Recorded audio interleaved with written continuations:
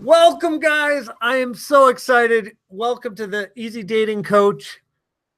This is my second ever live broadcast.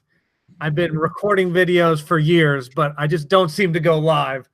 So welcome, guys. And I am so excited because I got my good friend, Brendan Burns. And more exciting than that, Brendan is an expert not only on dating, but he's an expert on making life better and getting you ready for dating, which I so rarely talk about. And this is so important because it doesn't matter how much strategy I give you guys. If you're not in a place to date, if you're not happy, we're never going to get it done. So anyway, guys, stick around as well. We've got some free gifts later, and also go in the chat, ask some questions. I don't want this to be boring. We are freaking live. So I'm going to be checking your questions. You'll see my head down. I'm going to give them to Brendan, give them to myself. We will answer them. But anyway, Brendan, say hi to everybody. Mike, thank you so much for inviting me here. I am blissed. I am excited. I'm ready to go. Oh, man. He's got just as much energy as me. This is going to be an insane live. I love it. All right, guys. Topic today, how to be the best you so you can get him. Yes. Being the best yourself. All right, Brendan, let's hop right into this, pal. How can people live more authentically as who they truly are, and what is positive impact can that have on dating, my friend? Now, to become who you truly are means to embody what you were meant to do and acting as your real true self. And we spend more time in our lives and our jobs than anywhere else, more than we're at home, more than we're sleeping. We spend our most time doing our career work than anything else. So for me, it starts with living a authentic career, an authentic profession. Now, I understand that it's hard to change jobs. It's hard to always cultivate that on your own terms, to have your own business. But thinking about starting with your career, how can I be authentically doing what I love? I was actually just meeting up with someone yesterday. She's a friend of mine. We're in the same networking group. We've both been to the same personal development seminars together.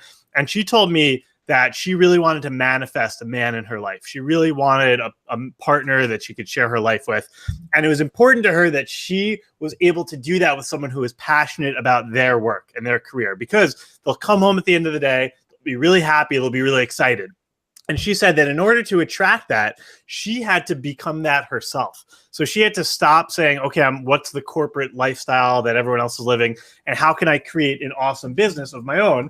And I actually have the business card right here. You can see a hanger on it. She has this awesome company where she comes and she redesigns your home and helps you feng shui your apartment, do whatever you need to do to make it awesome. And she loves to do that. And then now she is in a relationship with someone that she's been in since last fall, with a guy who loves his job and is super passionate about that. Now, she told me, you don't have to be a multi-bazillionaire, the founder of Facebook, whatever. It just has to be something that you either love doing or you're working towards that. She told me that she met a man once and he was in the Marine Corps and he was about to leave. And she said, what do you want to do when you get out of the military? And he said, I want to deliver mail or deliver packages. And she said, oh, yeah, that's like your big aspiration? And he said, yes. Because have you ever gotten a package, seen a new shiny package waiting for you, and not gotten excited and said, what's going to be in that box? He says, I want to be that guy who hands the package to those people all day, every day. And she was like, you know what? That's so cool, because if that's what he's passionate about and he wants to do that, that's cool. I just want someone who's living authentically. So when I think about living authentically, I start with the career, but then I move on to other areas of your life. For example, who are you spending time with? Who are the friends, the family, the people in your life? And are you engaging in activities with them that you truly enjoy? In my past, I used to go out and drink beers and eat unhealthy food and do all these things because I thought that's what would get people to like me. And I wasn't being my true self. And in those environments, I was attracting women who were doing the same things that I wasn't interested in. So I was pretending to be someone else, and I was attracting women who were attracted to that person that I wasn't. So what did I do? I changed up my career. I do my own business now. I'm really passionate about that. And I changed up my friend group, and I hang out with people who are doing things that are interesting to me: rock climbing, playing indoor soccer, traveling, studying, praying, meditating, whatever it is, living my authentic life. And then guess what? My girlfriend, I met her at one of these events. We go to her church together. We do all these things together because I lived authentically, and then I attracted someone on that same wavelength as me. I love that. That's so amazing. And congratulations on getting to a place where you are living your authentic self. So let's move on. So we've talked about this in all the time, but what is the difference between masculine and feminine energy, and why is it important for a romantic partner? So in my experience, if you talked to me 1 year ago, I would have said, Mike, this is nonsense. I don't believe in masculine and feminine energy. Mm-hmm. And that was because I was in denial about the fact that even though my core is masculine energy, I was embodying feminine energy as a result of my upbringing, which conditioned me to be more feminine. And I think a lot of people live in an energy that may not be true to them because that was how they were conditioned from their past. Or maybe they had totally fine childhood, but now you take a woman who's an adult and she wants a partner, she wants a boyfriend, she wants a husband, and now she's playing big time masculine energy all over the place, and then she's going to attract feminine men. And that might not be the right partner for her, because when you have a relationship, when you have any kind of sexual chemistry, there's polarity. You have to have one masculine and one feminine. Now, granted, we all have both in us. And I don't want the men listening to be like, okay, I have to be all macho and masculine, and all the women to say, I have to float around and do nothing. Because as you know, part of your dating strategy requires a lot of masculinity. Mm-hmm. You have to create the match profile. You have to get out there. You got to go on 100 dates or whatever. But when you're on those dates, I think you encourage them to embrace more femininity when they're there, if that's their true energy. Mm-hmm. So in my past, I'll just give you an example. Yeah. I personally embodied a lot of feminine energy because I had a very controlling and domineering father who was actually feminine. Controlling isn't masculine. Controlling is a way to try to feel masculine. And he pushed down my ability to be masculine. So to get his approval and to fit in with his system, I had to be feminine. Same thing with my mother. She was very masculine, tried to control me. So I was like, how do I get love from my primary caregivers? Be feminine energy. Okay, it served me well to get love from my parents. And then I carried that through in my life without realizing it. All way buried down, totally subconscious. So now adult Brendan is going out on dates and is starting to connect with and feel chemistry. If I'm with a feminine person, then there's just two feminine polarities or energies. There's no polarity. Have you ever heard the term being friend zoned? Yeah, of course. That's when you're feminine energy with a feminine woman, and then they're attracted to the masculines. So they just see you as another feminine. That's so interesting. Yeah. So I would have a lot of friend zone situations, and then for a relationship to get off the ground, I would have to be with a masculine woman. And that's what happened to me. And there's nothing wrong with a masculine woman. One of the preeminent relationship coaches in the world, in my opinion, I don't know if he would agree with this, but based on seeing him live once, I believe that he carries slightly more feminine than masculine energy, and that his wife is slightly more masculine than feminine. They did an event together, and she was the one running the show. She was talking more. She was answering questions. She was the leader, and he was more in the feminine. So it doesn't really matter who's who. Just being true to yourself, I think, is really important. And I wasn't being true to myself. I was being more feminine when the true me is more masculine.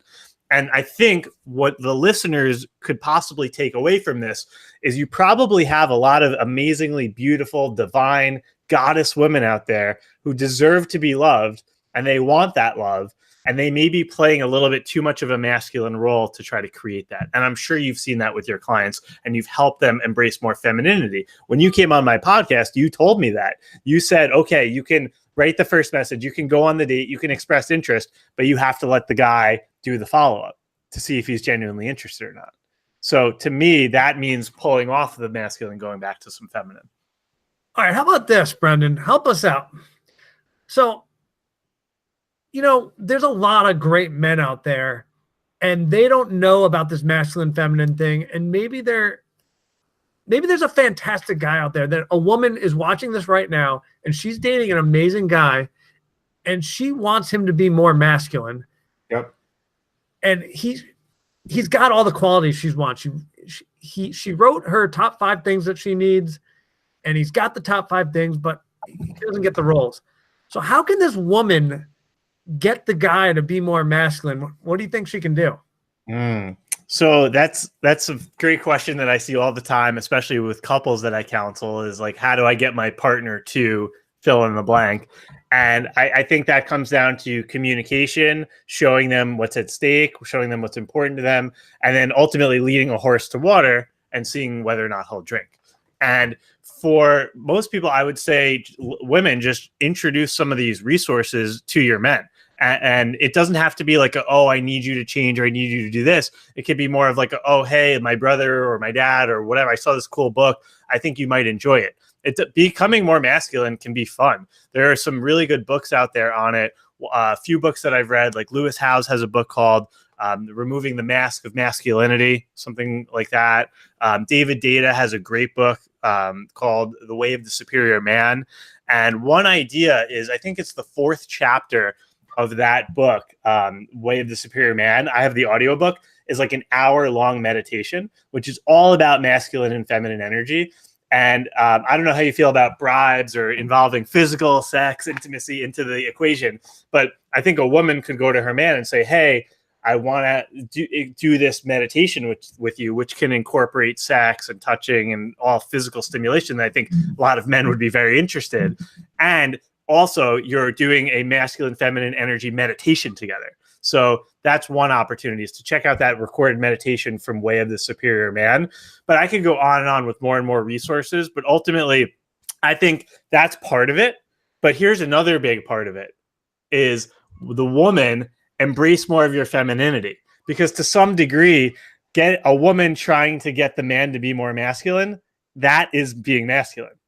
So to some degree, because I've noticed in my own personal journey, if I'm dating someone who's masculine, I can bitch and moan and be like, oh my God, she's so masculine, and I want a feminine partner. But who's in control of attracting the opposite energy? It's me, by living in the polarity that I deserve to be in. And then there will be polarity with the other side. Because I've been in these situations where I'm frustrated with the level of masculinity of my female partners. And I say, whose fault is this? Is she being more masculine randomly, or did I show up to the universe in more feminine energy, and then we created polarity and this relationship got off the ground based on where I was? And what can I do to become more masculine? So listeners, what can you do to become more feminine? And that's probably a whole separate question, which I'm sure you're well-versed to answer based on the fact that you work with a lot of women and you've helped them with that. I absolutely love this answer. And I love just how you're taking accountability. Like, that's so important. Everyone's always so like quick to blame, like, oh, that person's being masculine or whatever. But no, he's like, well, if I step up and be more masculine, then she can be more feminine. And, you know, it's so spot on. Like, I have this one friend who is the most masculine female I've ever met. And so many of my male friends, where I'm like either trying to set them up or, you know, hang out with her, are just like, I'm terrified by this person. She's way too masculine for me. Yeah. And I'm like, and I feel that way sometimes too. But then I'm like, hold on. What if I start taking some things off her plate? What if I plan where we're going? What if I tell her what we're doing, you know, knowing what she likes? And I'm saying, hey, we're going here. We're going to go get you that drink you love. I've got you. I'm going to take care of you. Mm-hmm. And all of a sudden she started acting more feminine. Mm-hmm. So that's perfect to your point. Yes, I have a friend, and she's extremely masculine energy, and she went to this event to serve as a volunteer in an extremely masculine role. But she was in a group with a guy who was 5 times as masculine, and she was able to sit back, and she didn't understand what was happening. But that's the thing, is, you know, that can change the charge. So for women interested in attracting more masculine men, it's about taking a step back and figuring out how can you embrace your femininity and trusting that process. Because I think part of relinquishing that for women is sort of letting go of control in a lot of ways, and stepping into like divine feminine energy and not trying to control your dating process too heavily. Absolutely. That's awesome. So I just got a question in here that I'd love your take on. How can a girl tell a guy she likes him without pressuring him? That's a great question. I think there's a lot of modern dating advice that says, that women need to like take the back seat and let the guy come to them. And to some degree that's true, because I don't know if you've seen the show The Office with Steve Carell. Of course, yeah. And there's a woman, the Indian woman Kelly, who's really into the guy Ryan, and she's like anxious attachment style, always into him, like super clingy, like that cliche model, right? So you obviously don't want to go on that end of the spectrum, but I think it's completely fair for the woman to express some level of interest in the man, but then put the ball in his court to see if he reciprocates. In my current relationship, started out as a friendship. The woman I met, who I'm now dating, we met at an event in New York City. I thought she was interesting, so we met up a couple times. And then it got to a point where I was like, okay, I think this is like a romantic situation. And we went out, I asked her out to dinner and we talked a lot. And then at the end, I kind of went first, right? I was like, look, I think I like you, and I have a lot of friends already, so I don't need more friends, but I am single and would like to explore something romantically with you. And I do believe that that's for sure more of a masculine step that I took. However, if she went first and shared that, because I'm secure attachment style and I liked her too, I would reciprocate and I would say, okay, yeah, I feel the same way. Let's date. So I think there's nothing wrong with the woman taking the first step. You just want to make sure, women, that you don't take all the steps, right? You can say, it's like, hey, I really want to do something with you Friday night. Okay, now the guy needs to start doing some planning. You can step in and help, but it's got to be a balance. Like each person has to sort of meet in the middle.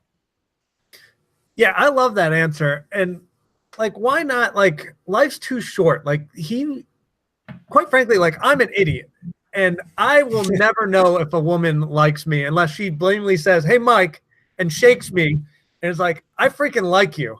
That's how I will know. Because I'm just not that smart.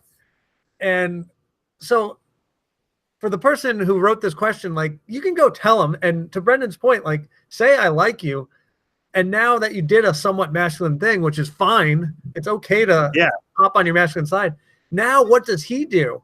Like, does he reciprocate? Does he say he likes you back? Does he ask you on a date? Does he, let him get back on the masculine side so he can be like, yeah, I got her on this first date. So like when he, so you're giving him a chance to take it over.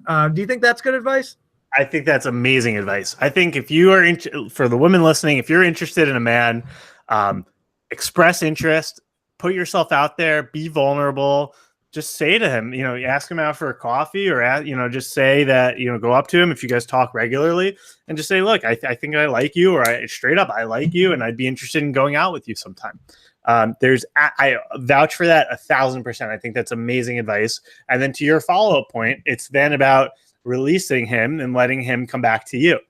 Because if you then are following up and then you plan the date and you're doing all the work, you're kind of like dragging this guy into it. And if he's not, that will then create a relationship that's lopsided. So it's important to do that. And the other thing that I would say is a lot of this comes back to stability and feeling secure, because I see with so many women, a woman will come to me for relationship coaching and she'll say, Brendan, I met this guy 6 months ago and we went on like 3 dates, and they're just so obsessed with this guy who's totally emotionally unavailable, and they're trying to do all the work to somehow get that thing back off the ground.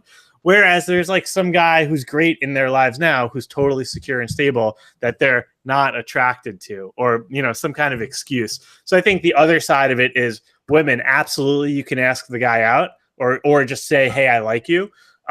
But don't obsess over these situations where you're trying to create something where it's not there. And I would encourage you to look inside of yourself of, why am I attracted to more unavailable men, if that's your pattern, when there's probably a great guy right here that you're not giving a fair shot. That's so spot on. I love that. All right, we have a few more questions down here. Guys, keep asking questions. We're going to come back to them. But I want to keep moving with Brendan real quick. We're going to come back to these questions, I promise, after we do one more with him. Yep. Brendan, how do you implement and practice extreme self-care? I've been I can't wait for your answer on this one. Yes. So, like I was saying earlier, we spend more time on our career than anything else. Mm-hmm. We sacrifice our sleep. We sacrifice our bodies. We sacrifice what we put in our bodies. To me, extreme self-care is putting yourself and your needs before literally the entire world, before your boss, before your family, before your kids, before your spouse. Your relationship with yourself is by far and away the most important relationship. And if you work aggressively and intensely on soothing yourself and giving yourself exactly what you need, everything else will, for the most part, fall into place. If you're my friend, Mike, and I put all of my energy into you, we will have the most awesome friendship. If I spend all my money on us to go to Knicks games and Rangers games and play sports and hang out and hey, Mike, I got a free ticket to a cruise to Antarctica. Let's go see some penguins. You and I will have the coolest friendship. And same thing, if I do that with a spouse, same thing. But what about all the other areas of my life? They will fall apart. And it's the same thing with relationships. It's very common, especially with women. They put all their eggs in the relationship basket. They want to feel the feelings. All the men, they put all their eggs in the work basket because that's sort of where they feel most secure and safe. And again, I'm hyperly stereotyping here, but that's generally the patterns that you've seen up until now in our society. So what I would recommend for anyone who's thinking about it, it's sort of, you want to have like 3 circles, almost like a Venn diagram, and you want them all to be about the same size. And it's kind of your relationship, your business, and yourself. But I would say the self really comes first, and then you can work on the other ones. So in terms of self-care, I mean, there's so many different things that I do. First thing is I only work 4 days a week. I don't do a 5-day work week. Second thing is I set my hours very limited. So for me, I do some coaching, and I only take coaching calls on 2 or 3 days per week. I have big boundaries around friends and when I see them. Taking care of yourself means only surrounding yourself with certain type of people. Mm-hmm. If you have a friend that's late 30 minutes to an hour to every time you hang out, or is rude to you, or pressures you to drink, or whatever, something of that nature, to me, that's poor self-care. You see this so much with family too. It's very common for women to not have the best relationship with their own mother or their own father. And that can be a huge source of stress in their life. Setting boundaries with a difficult parent is self-care, in my opinion. But at the end of the day, putting yourself first. I have a client. She's got a child with her current husband. Her husband has a child from a previous marriage that's living in the house. She's got her job. She's trying to start her own business. She's got a dysfunctional marriage on her hands. I said to her, when are you taking care of yourself? What was the last time you did that was fun for you? She couldn't remember anything.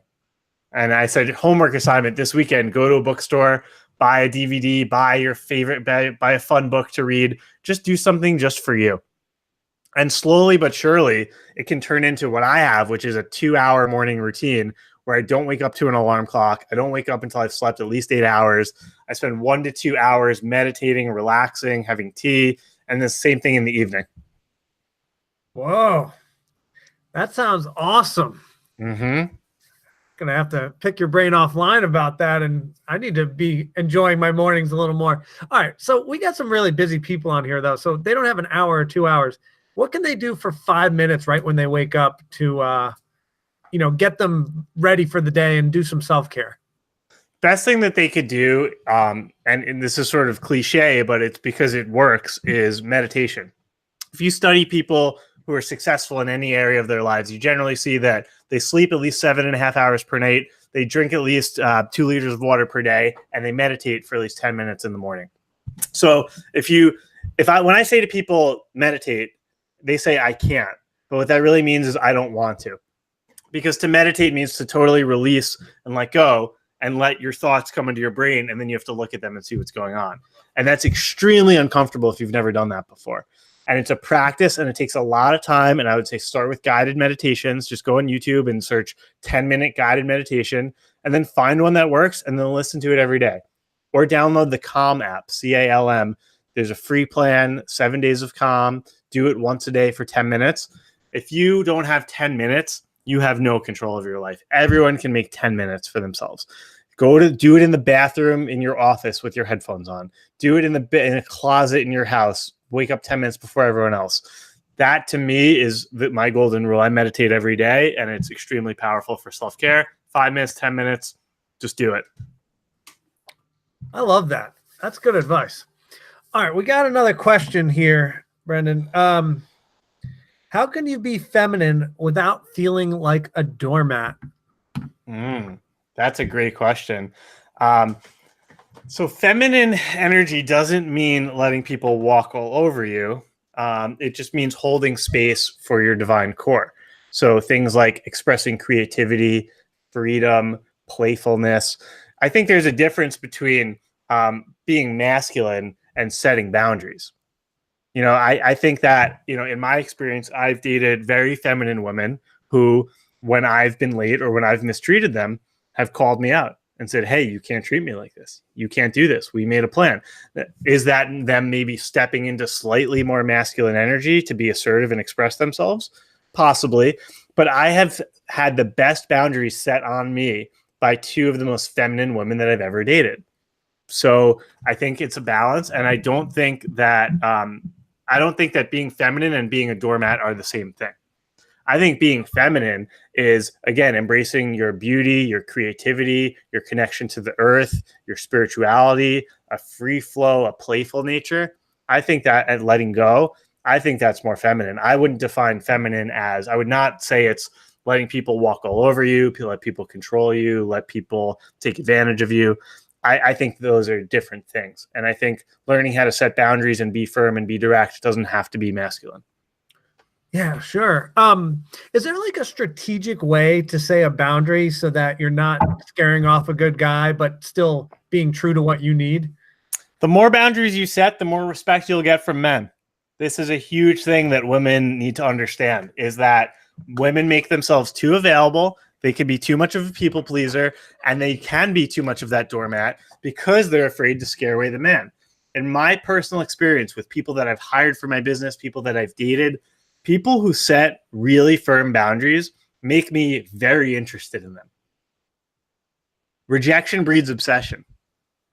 The people who have said no to me, the people who take longer to respond to me, and within reason, right? I don't want someone who never responds to me and then I'm craving an unhealthy pattern.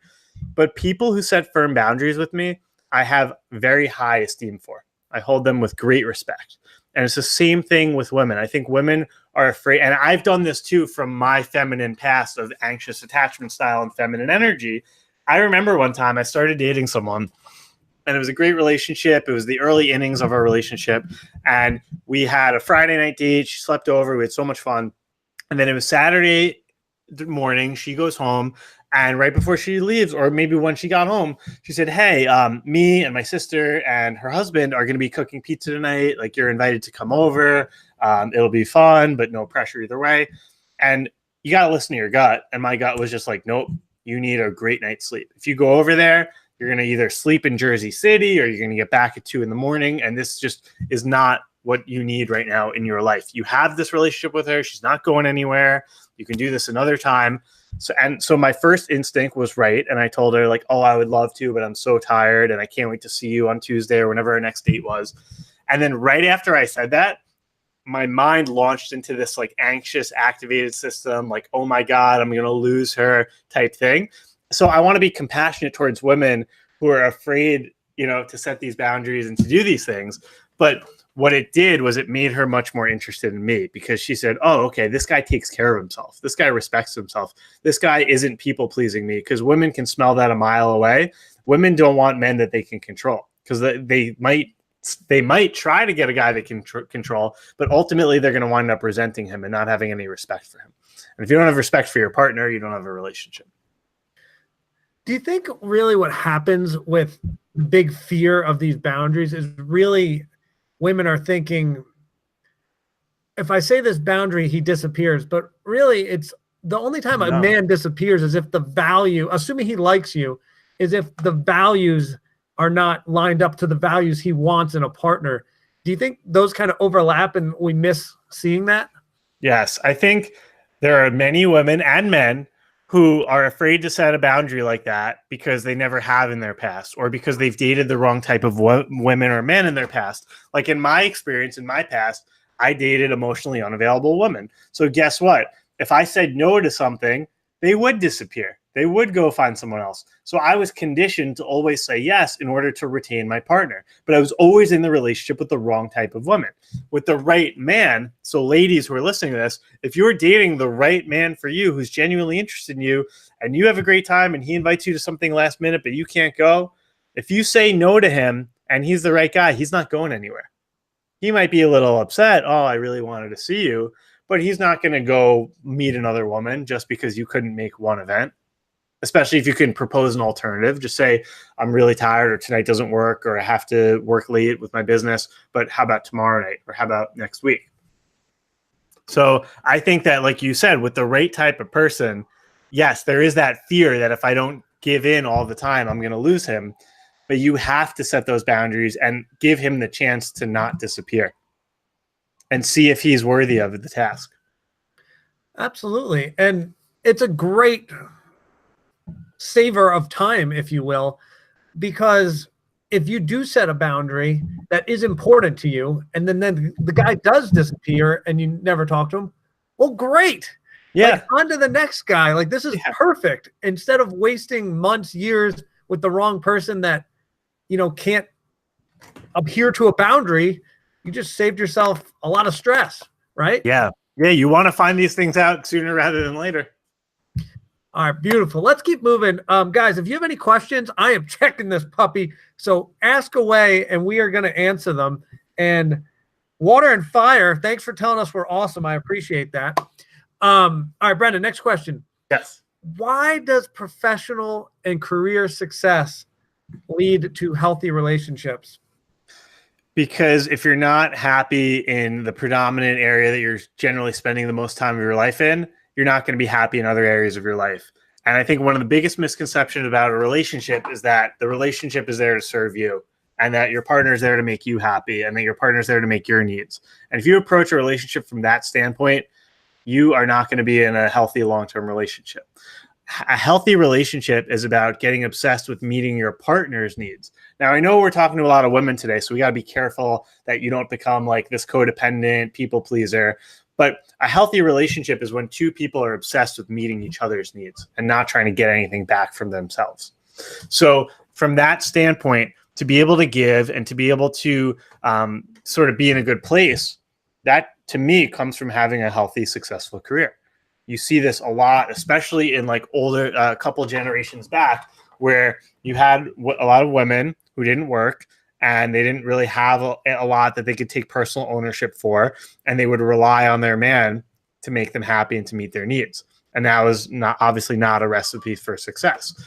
In my opinion, it's a balance, because you can have nothing that you're passionate about, and that's not going to be good. But you also don't want to become this workaholic, like always gone and not have time for a relationship either. So it is finding a balance.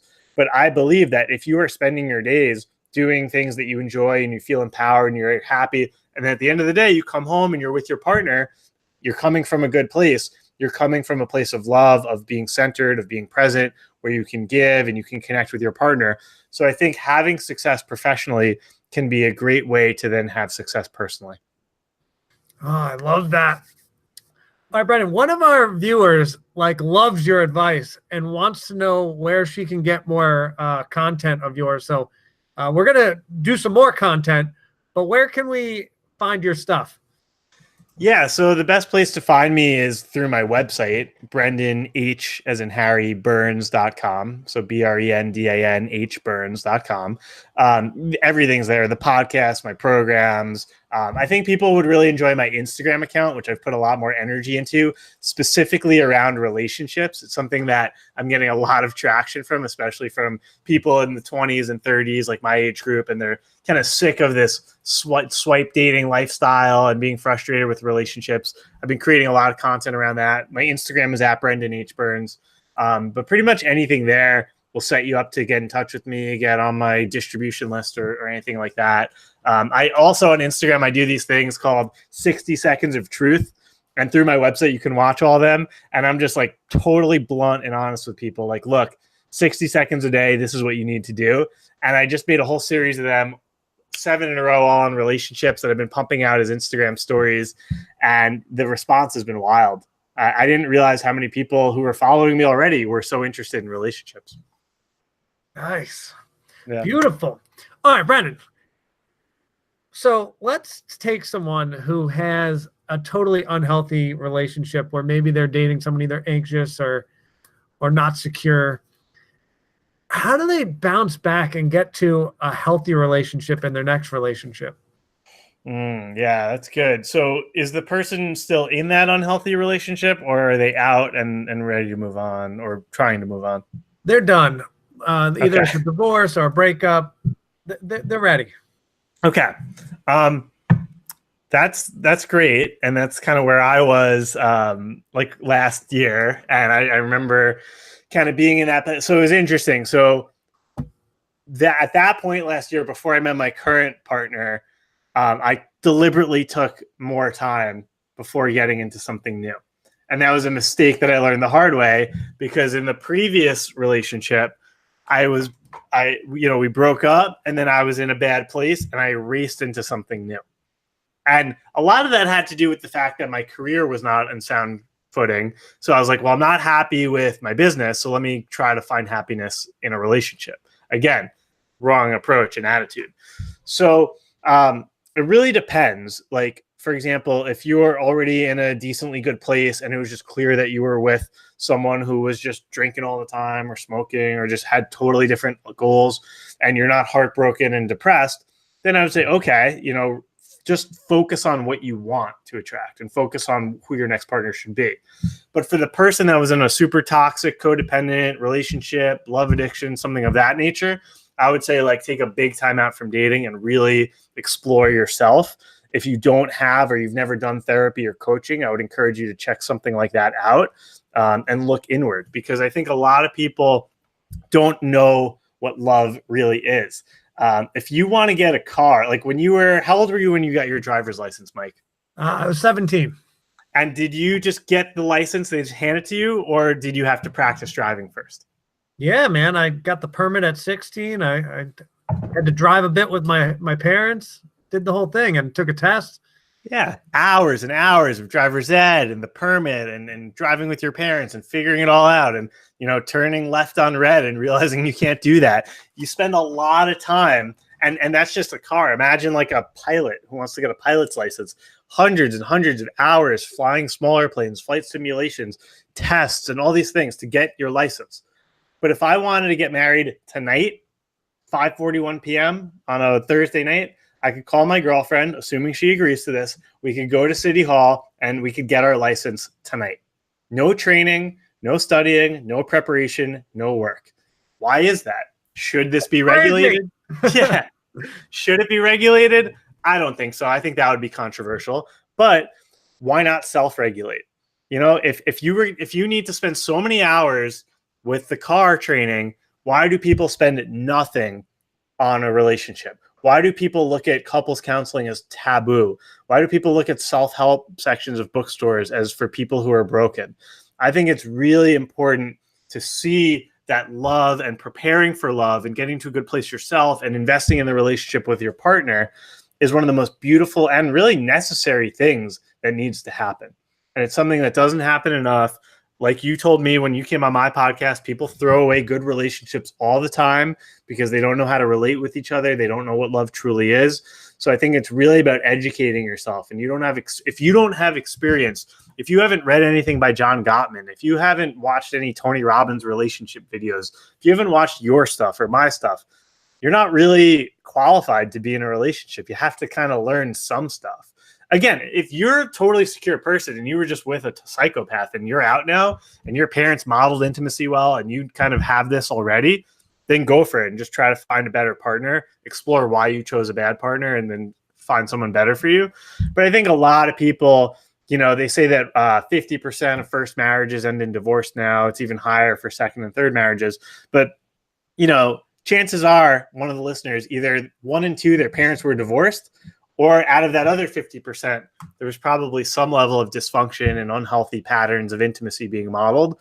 So I'd really encourage them to take a little bit of a methodical approach to understanding what a healthy relationship means and put a little time and investment into yourself in that regard. Oh, I love that.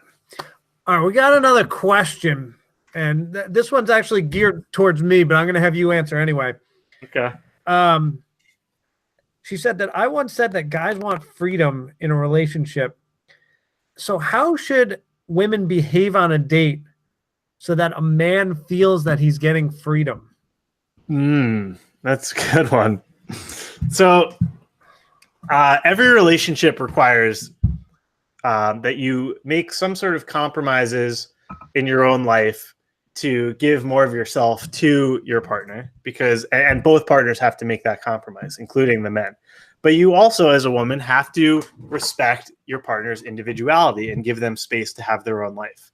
So the latter point is important, to make sure that you give them freedom. But I think people forget about the former, which is that any partner is going to have to make some sacrifices to have a healthy relationship.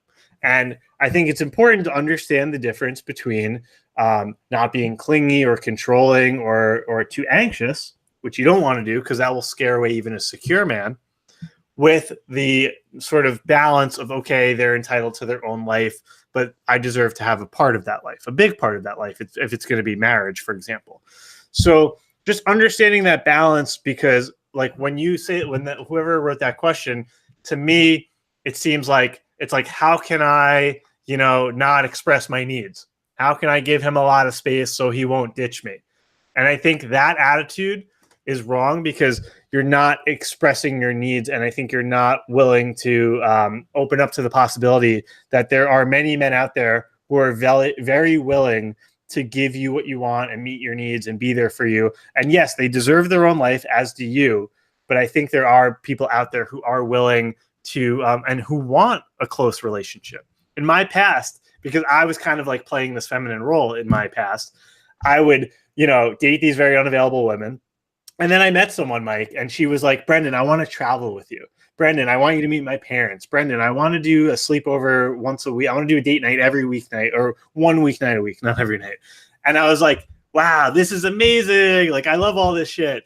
And then we broke up for important, healthy reasons. It wasn't the right fit. But I freaked out in the aftermath of that relationship. And I was like, no, but she wanted to travel and she wanted to spend time with me and she wanted me to meet my family. And someone said to me, like, yeah, like most secure women will want to do that with you. And the reason I thought that was so rare is because I was unhealthily or subconsciously, for whatever reasons that we could dive into, I was picking on available women.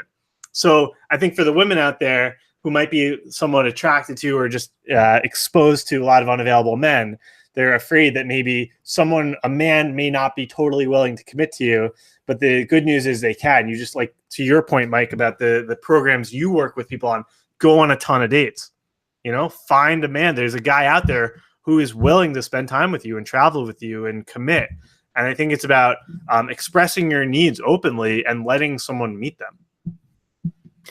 Yeah, I mean, that's so spot on. I never talk about this, but I think it's about 50-50 in terms of 50% of it is selecting the right man. And then 50% of it is doing the right things within the relationship to make them feel happy, to make them feel free, to make them feel accepted, appreciated, and all the qualities a man's looking for. And then, of course, always having constant communication to make sure both parties are happy in the relationship. Does that make sense? Absolutely. It's partner selection is extremely, extremely important, but so is making sure that you're stepping into the right role. You're meeting their needs. You're meeting your own needs, because you can have a great partner, but if you're behaving in ways that are really like just not meeting the needs of your partner, or if you're treating them inappropriately, like even the healthiest, best partner will definitely communicate to you that, hey, you can't be doing this, or this is affecting me negatively, but they will leave. So I could go out and find the most amazing woman in the world, but if I'm not being the man that she deserves, there's no relationship. She'll go elsewhere. So it's both. Yeah, it's finding someone great and honoring yourself enough to know that you deserve someone great, but also become the person that your partner deserves to have as well. And that's where a beautiful relationship can come from. Yes. All right. So Lioness said the last guy she dated gave him freedom, and he saw it as her being too independent. So what do you make of that? So, in attachment theory, there's three buckets. There's the secure, there's the avoidant, and then there's the anxious. Secure is open for healthy intimacy. Avoidant is I'm afraid of intimacy, so I pull way back. And then anxious is too much clinging in your face. And the typical pattern is you see very often women are very anxious and the men are very avoidant. And so you have a push pull or like a trying to pull and the man's running away. Now, I was anxious. That was my past. So I was like the more clingy, feminine type. Not that clingy and feminine are connected that much, but I would definitely be more in that role. And I would date very masculine men who wanted a ton of independence. It sounds like your listener gave her ex-partner or partner space, and he felt that she was being too independent. So my question for her is, was she living a healthy amount of balance where she gave him just a normal amount of freedom? Or is she potentially afraid of intimacy and was avoidant and thought she was giving him space, but really wasn't showing up for the relationship? And he was frustrated because he wasn't able to have intimacy with her. Yeah, that's a great question. And we'll see if she answers. Yeah. But in terms of this, my thought, and let's have a dialogue about this. We know we can't change who a person is, right? We can't change who a man is, who a woman is. And so we always talk about like, we're never going to change the characteristics of a person, but we can change behaviors. So in this instance, couldn't we have a dialogue and say like, hey, I'd love to see you twice a week. Right now we see each other once a week. And it would make me so happy if we could see each other twice a week. And so now the behavior is, well, if we like each other, can we find 2 times a week to see each other? And that's a behavior, right? Yes. Do you think like something like that can fix these issues? Or is it more of this is the characteristic of the person? They don't want to be involved in this. And what do you make of this whole situation? So I'm still working through some of my anxious attachment style. And I'm also in a relationship with someone who's predominantly secure, but also has some anxious for sure herself. And the way I define a relationship between two people who are anxious is they both want to hang out with each other, but they aren't because they're both afraid to like make the first move and ask each other out. So you have like me in my apartment in New York thinking my partner doesn't like me and doesn't want to hang out with me. And I'm feeling hurt and abandoned. And then my girlfriend's out in Brooklyn and she's like, oh, he doesn't want to hang out with me. He's being avoidant. He doesn't like me, blah, blah, blah. We're both sad that we're not with each other, but we both want to be with each other. So that came down to simple communication of saying, what's going on here? Like we both want to be with each other. And so what I did was I set a rule. And this is something I didn't make a rule like, oh, you have to do this. I said, would you be willing to do this with me? Because this will help me feel a lot less anxious. And it is before, whenever we finish hanging out, like we try to do a date night once a week. And then we try to do at least one weekend night together.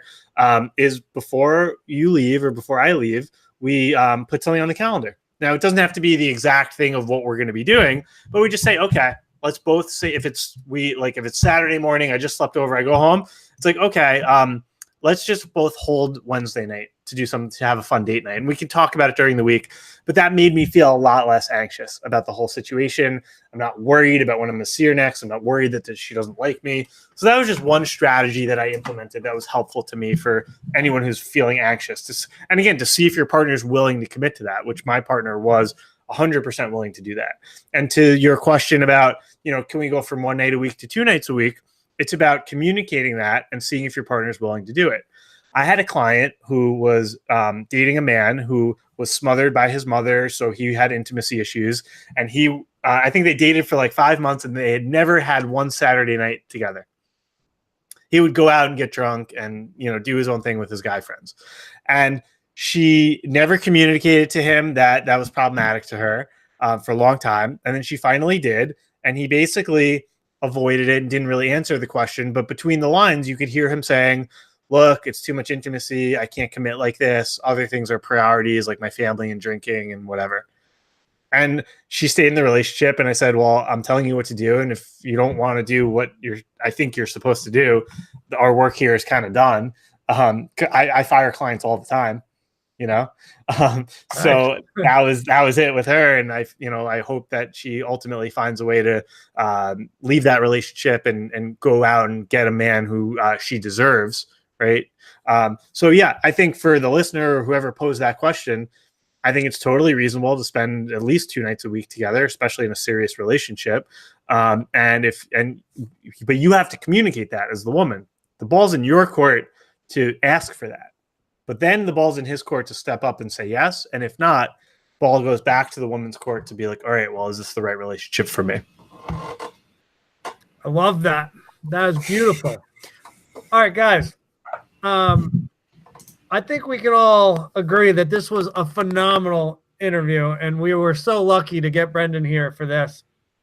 And I also know that Brendan is giving away a free gift, and I believe this thing is pretty awesome. Brendan, can you do guys, just so you know, I'm going to pop it down here in the info so you can get it. You don't have to like memorize anything. Just go down there, click it. Bingo, bango. You got more Brendo. Brendan, what is the gift that you're giving away, though? Okay, so I basically spent 1 year teaching life coaching seminar once a week, every Tuesday night at 7 p.m. I did probably 30, 40, 50 of these, and I took my best one, and I had it recorded, and now you guys can all watch it for free. If you go to masteringlifeacademy.com, you can sign up and watch it 100% for free. Or if you just go to my website, brendanhburns.com, and you click, you'll see there's watch the free masterclass. That'll take you right to that page. But if you do this, I've had people rate me back that within 3 weeks of watching it, they doubled their salary. So Really?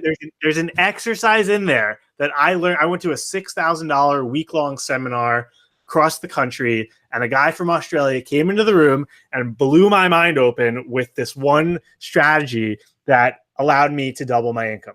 And it's not free. This isn't like cryptocurrency or flipping houses. You got to put in the work. But if you follow the strategy in this training, it will work for you. So masteringlifeacademy.com or brendanhburns.com, you'll find it there. Well, shoot, man. Yeah, you want it? My income. I'm gonna watch this thing. Watch the video and then shoot me a message. I'll hook you up. I'm going to.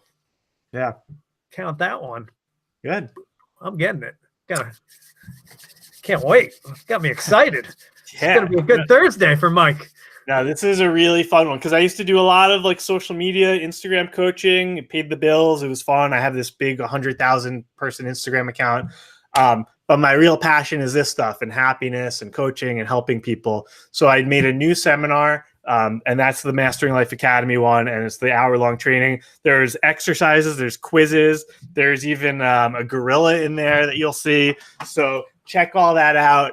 Enjoy it. It's fun. It's interactive. You can participate in the chat box.